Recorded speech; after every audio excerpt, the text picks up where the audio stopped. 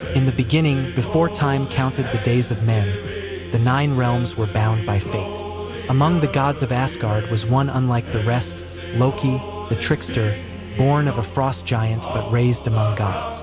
His tongue was sharper than any blade, his wit faster than any storm, and his heart divided between love and chaos.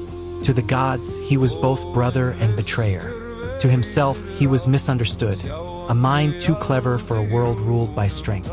Yet, every jest, every trick, every spark of mischief pulled him closer to the path the Norns had woven, the path of doom.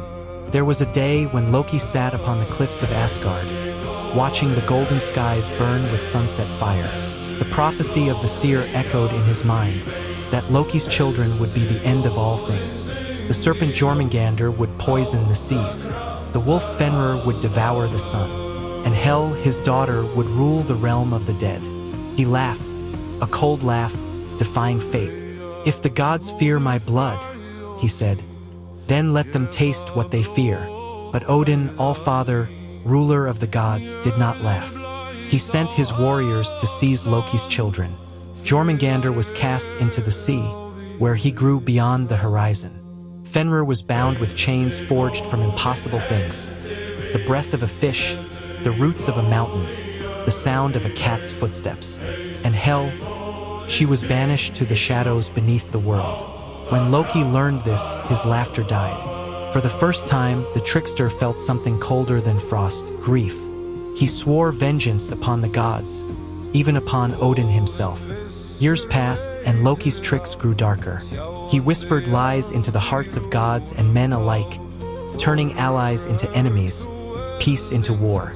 Yet still he smiled, as if daring the Norns to change his fate. Then came the day of Baldur's death, the most beloved of all the gods. A mistletoe dart, guided by Loki's hand, pierced Baldur's heart.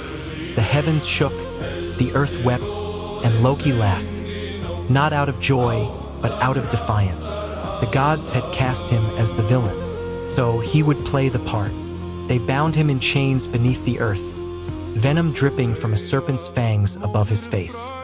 His wife, Sigyn, stood by him, catching the venom in a bowl, loyal to the last breath.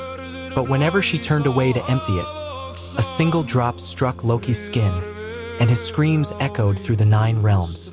They called it thunder. Centuries passed, yet fate never forgot his name. When the chains finally broke, Loki rose, scarred, furious, unstoppable. The world trembled. The serpent stirred in the ocean's depths. The wolf broke his bindings.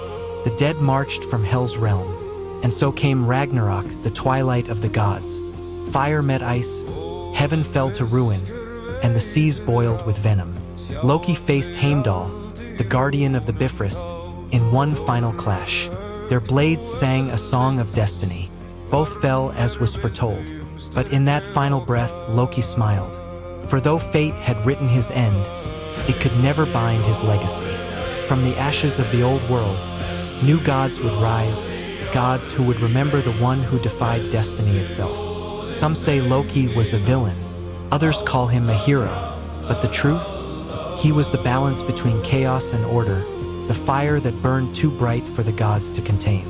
And though his story ended in flames, the echo of his laughter still lingers, reminding every god, every mortal, that even fate can be fooled, if only for a moment.